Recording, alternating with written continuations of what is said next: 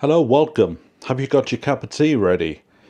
Now I'm going to answer a question that's been posed to me by Caroline Owen, which says, who are your gardening inspirations and why did you start? I started when I was about 14, 15, around about that age. I remember a conversation between my cousin and my parents, and I overheard it. There was concern because there were drugs flooding the valleys, and it went along the lines of, we'll have to try and get him involved in something so he doesn't get involved with that.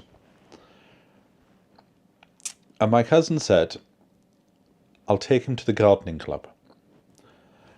So we went to the local gardening club, which is still going today, in fact. And I bought a raffle ticket because that's what we used to do in those days. We had a talk.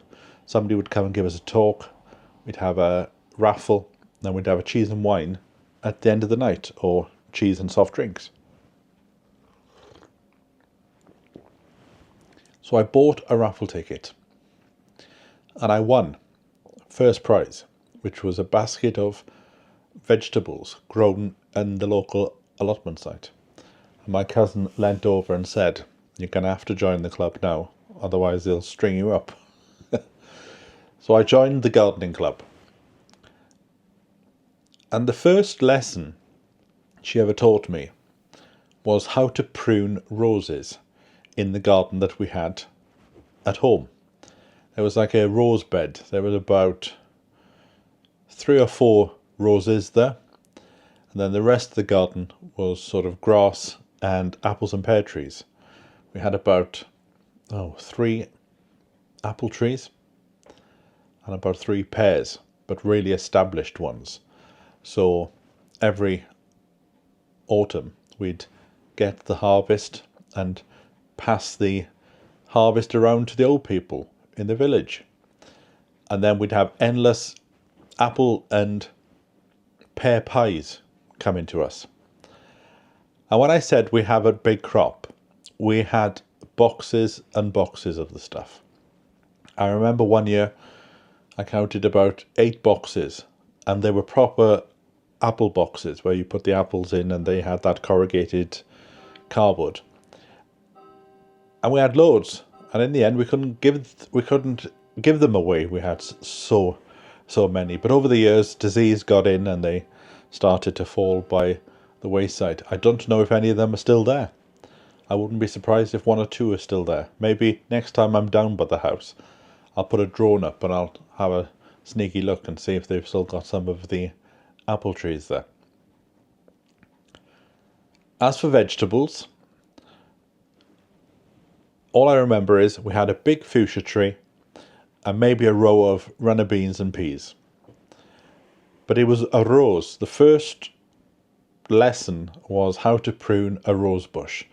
So I find it quite funny how stressed people can get now these days, where they stood there with the secateurs and they're going, oh, how'd you do this? I don't want to kill it and everything.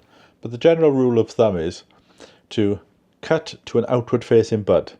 So the bud is facing out, and that you try and keep the center as open and as free from any other stems and stalks as possible, so that the wind will go through it. Because if you have a rose tree that's a bit congested in the middle, that's when you get the disease. So I joined the gardening club, and then I became the publicity officer by the time I was 16. And I used to get the gardening club mentioned in Gardener's World, the magazine, Garden News. And one time we had it mentioned on ITV. There was a programme starring Jeff Amos and Howard Drury. Now Jeff Amos has sadly died, but Howard Drury still does a bit on TV. And I sent them a toy, a knitted gardener, and they showed it on the TV. And they gave a plug for the show. I then arranged for them to come down to the show. So they came down, and an enjoyable day was had by all. And then at the show, we presented them with a bird table, and they mentioned it again on the TV show the next week. So we got quite a bit of publicity out of gardening time on ITV. So I stayed there for a few years. That's where I learned all about committees and how to deal with people on committees. And then I think I probably left the village. So I gave up the gardening club. In fact, they said to me, "Please, can you slow down? You're creating so much press. The hall can't cope with the amount of people that are turning up to the show."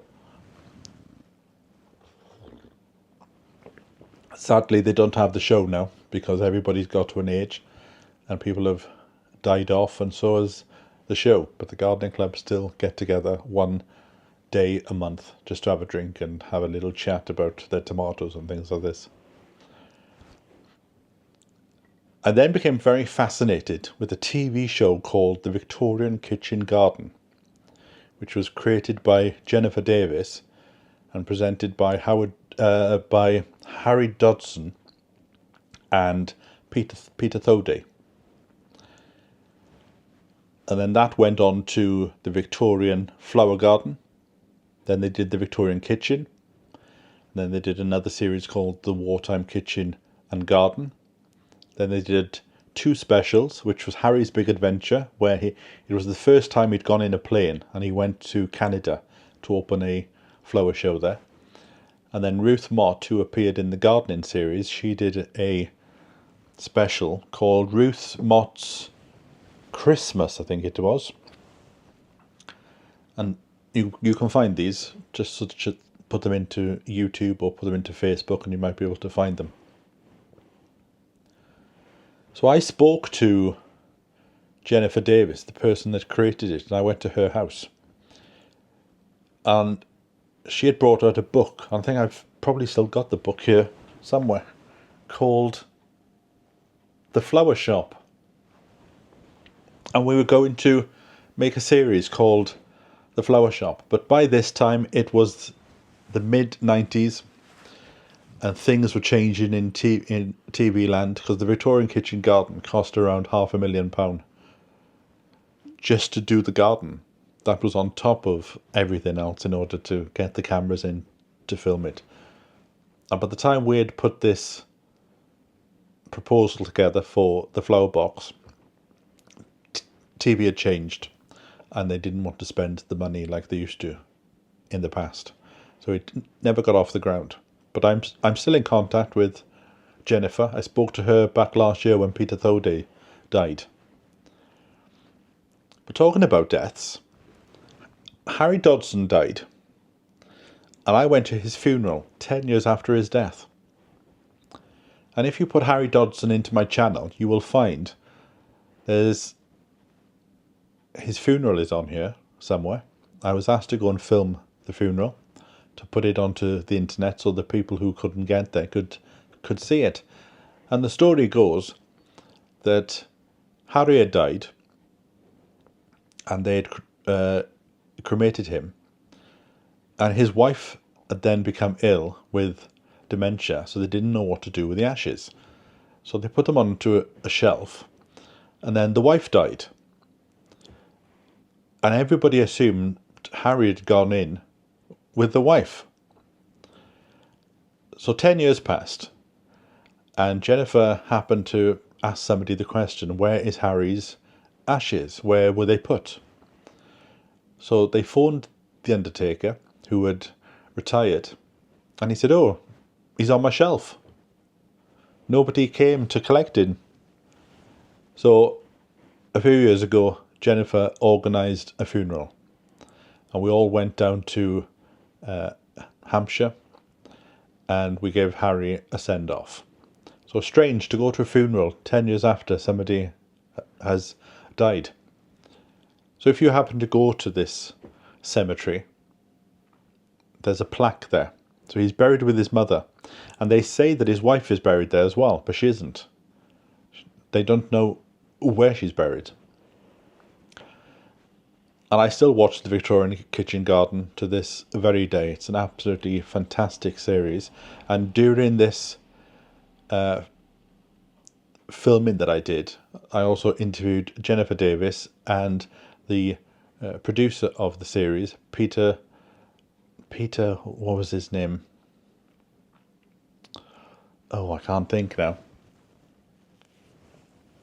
But I interviewed him and he spoke about the series.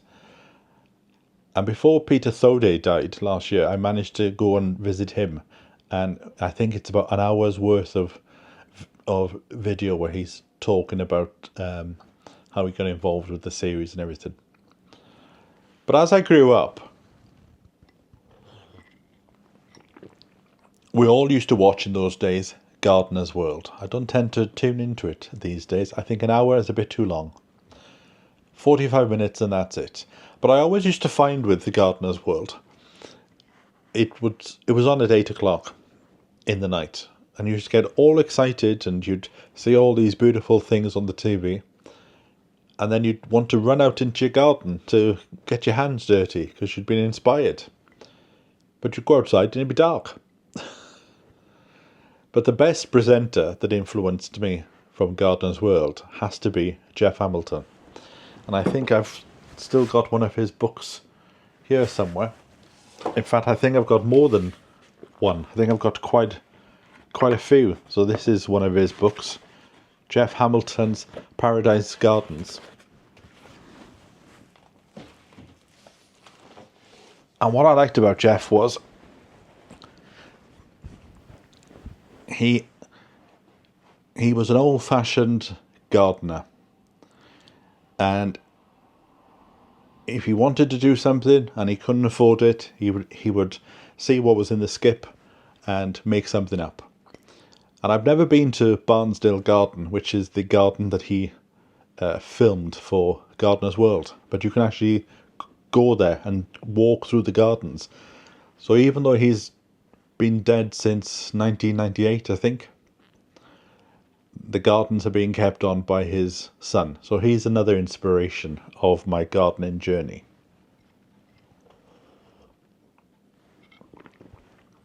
So I hope that answers your question. What I'm doing is a little series called Spilling the Tea, where I will be answering your questions, because a lot of the questions come up over and over again. So I will see you in the next one. I've got a load of questions from previous video appeals, but if you've got a question, then put it below and I might make a video about it in the coming weeks, and then we can keep a library worth of frequently asked questions. So enjoy your cup of tea and I'll catch up with you next time. So from me until then, bye for now. Beautiful.